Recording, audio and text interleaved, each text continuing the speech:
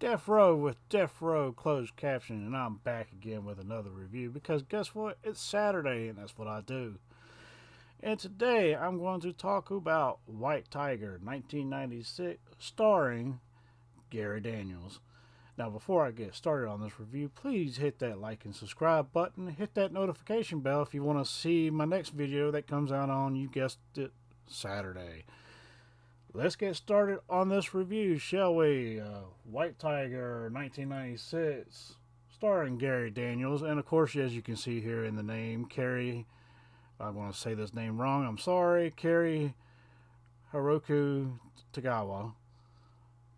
If I'm saying that wrong, I apologize. He plays the villain in this movie, Victor Chow, and but does a damn good job at it. If you don't know who that is, if you don't know who this is the same guy who played Shang Tsung in Mortal Kombat movies as well, the live action ones. And let's get going, shall we?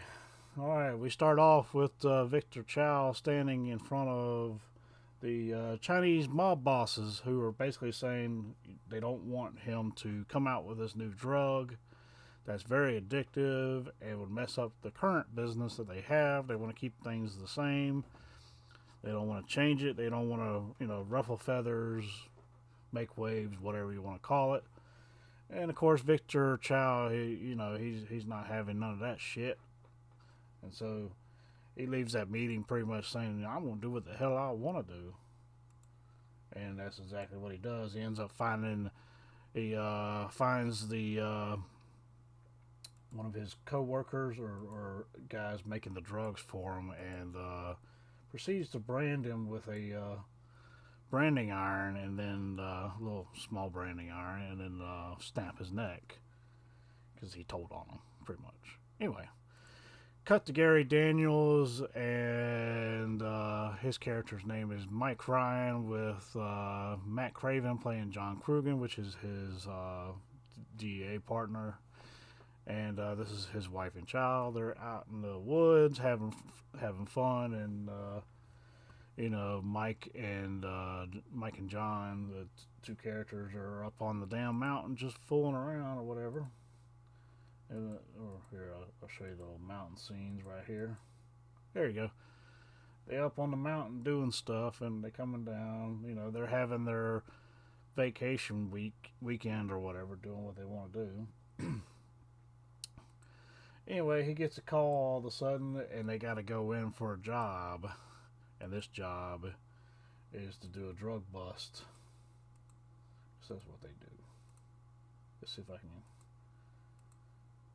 So they get to this drug bust or whatever, and as Victor Chow is trying to get another drug kingpin or whatever, who is also under the Chinese mob bosses, to follow his lead and go with this new drug and all this other stuff. But this guy is just like, he's going to take the advice of the Chinese mob bosses and tell them to step off somewhere.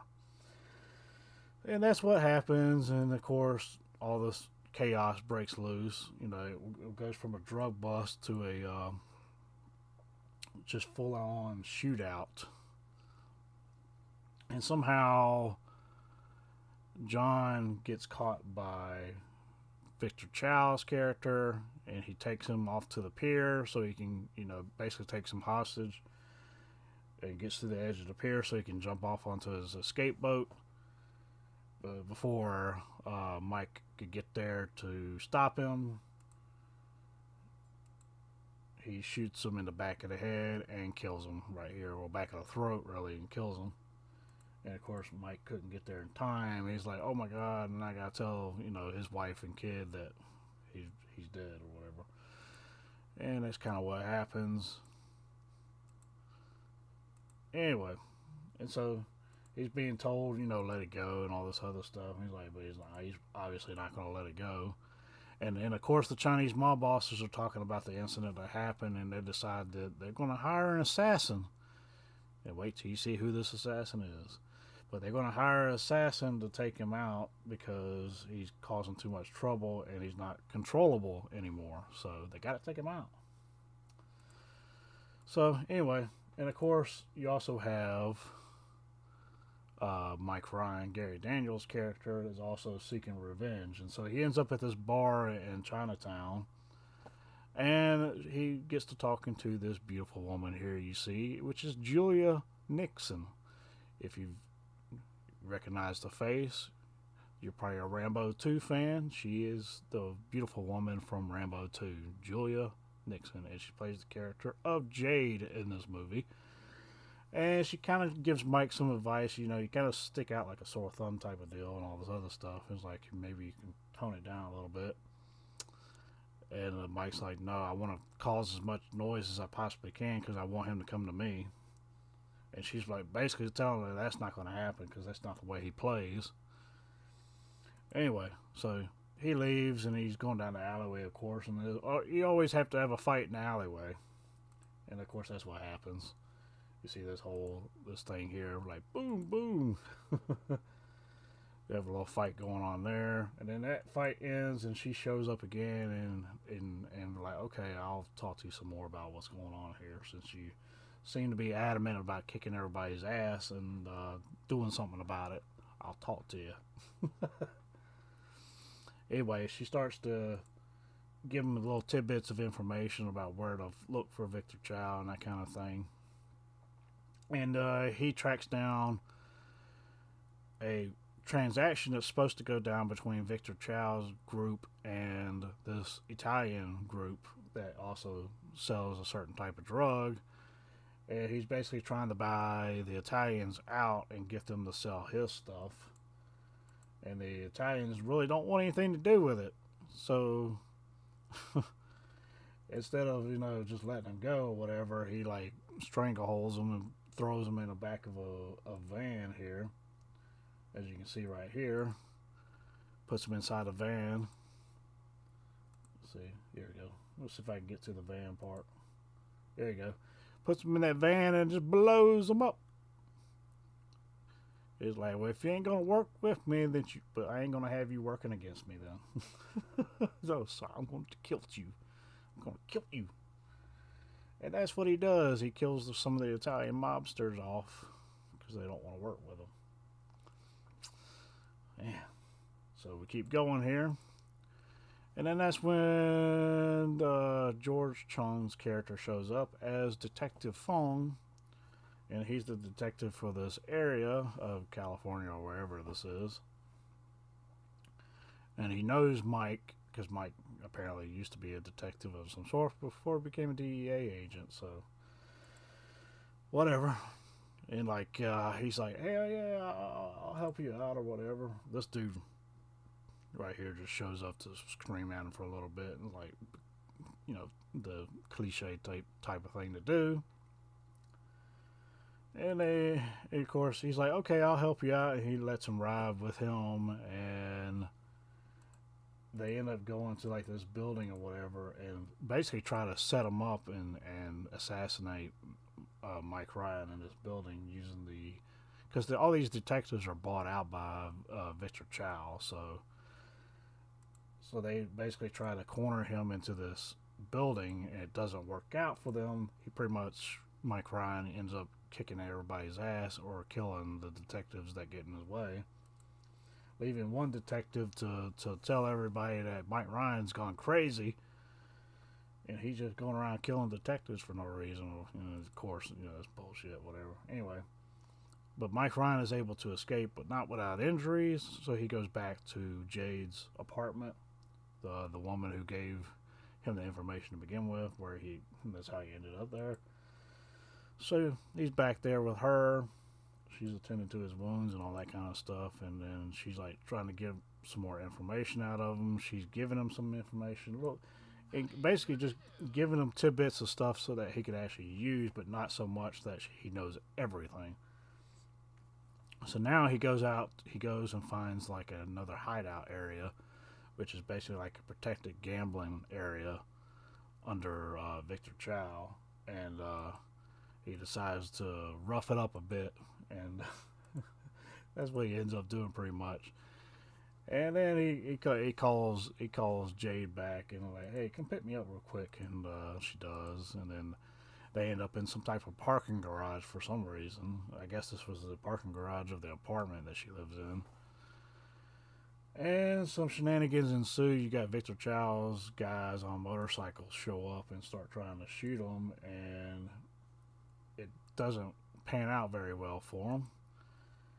Because then they get to here, and this car pulls up and opens fires on all the bikers. Get down. So yeah, kills all the bikers. And then that's when she's like, well, I can't go to my apartment now. So they hide out in some type of dojo. And,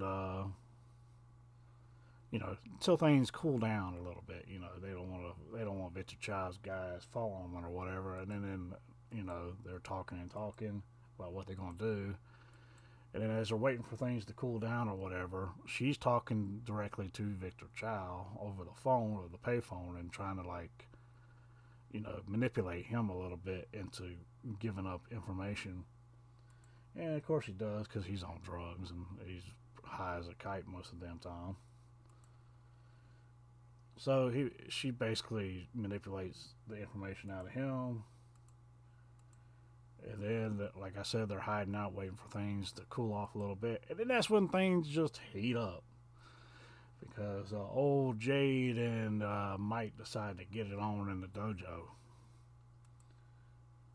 So yeah, as you can see here, this is they ain't exactly wrestling if you get my drift. And this is a rated R movie, so yes, you do get to see some BOOBs, and they are Julia Nixon's BOOBs. So, Rambo 2 fans, you might want to watch this show. Anyway, let's continue on, shall we? They are making a love, and we're going to keep going. And then, after that whole scene, he decides to leave on one of the motorcycles they stole from the Victor Chow's dudes. And right up to Victor Chow's house with a helmet on in disguise, as you see here, and he makes it all the way there to Victor Chow and decides not to shoot him for some reason. It's like, oh, you went all this way for revenge and you don't want to shoot me? You're a wanted man just as much as me now because of what you did to those detectives and all this other stuff. And then that's when Jade finally shows up, and you find out that Jade is actually the assassin that was sent by the Chinese mob bosses to take Victor Chow out. And she's trying to convince him to do it, but he doesn't want to. Whatever. And he's like, you don't have to be an assassin, but he doesn't know the entire backstory of her and why she's being the assassin. So, not really sure what's going on there. And I got to play this one little clip here. Hopefully, I won't get the copyright strike on this, because this is a cool little trick he pulls here when he's fighting this dude. I can't show all the fight scenes in this movie. I wish I could, because they're awesome. It's Gary Daniels, and one of the best shape actors slash martial artists out there to be in a movie, and he can pull something off like this right here. Boom! That takes a lot of core strength right there, buddy. To come up and then grab the guy at the same time as you're coming up, and then sling him down. Crazy. Love that scene right there. And of course, they fight and do all kinds of things. And after that whole incident, he kills that guy, the little henchman that was left behind to fight him, while Victor Chow made off with Jade as his hostage or whatever. And he's pissed off, of course. And so, what do you do when you get pissed off? You go back to the dojo and have a sweat fest. I don't know. I didn't understand this scene too much. It's like, why are we having a montage before we meet the bad guy one last time? You should have done this somewhere in the middle. Just seems Like the scene was in the wrong place of somehow. Anyway, that's when the Chinese mob boss comes up and is talking to him, and he's like, I might be a mob boss and you might be a DEA agent, but we can work together on this and bring this guy down because he's going to cause more trouble if you don't.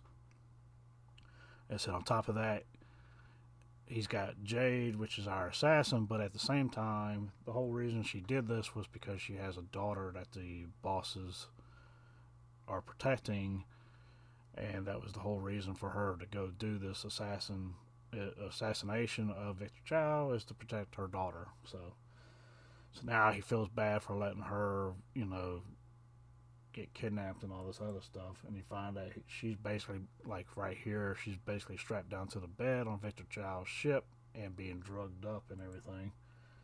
And he takes that little branding thing that you saw at the very beginning and brands her right on the damn neck with it. Crazy son of a bitch. Anyway, keep going here.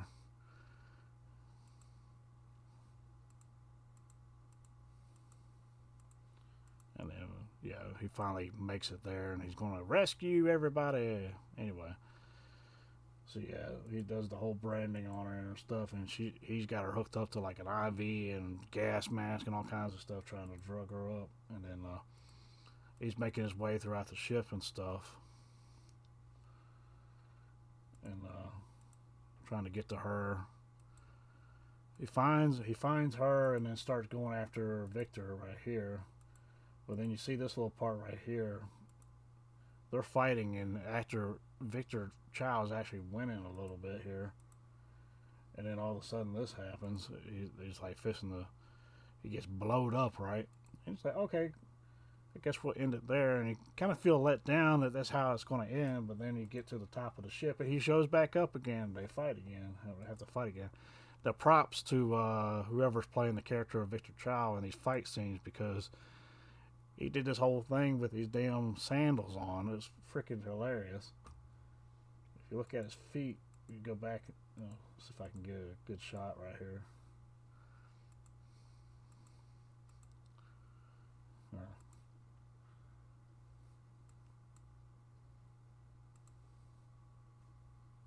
There we go.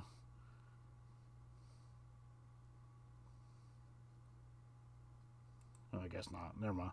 Anyway, he's fighting with sandals on the whole damn time. That's pretty ballsy. Anyway, so he wins the fight finally. Mike Ryan does, and just kind of leaves Victor Chow there on the top of the boat to explode with the rest of the boat.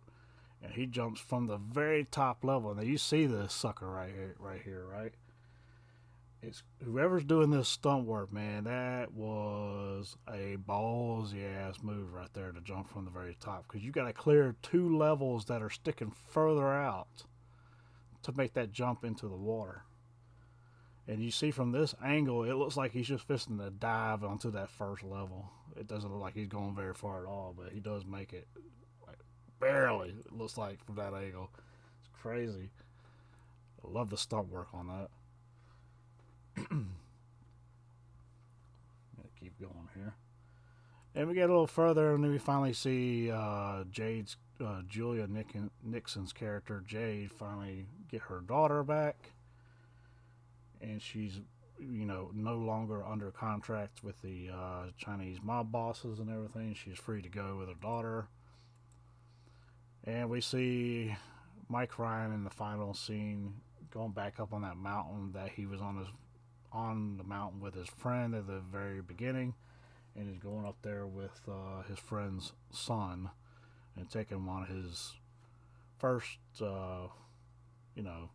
trip up the mountain, pretty much. And that's how the movie ends.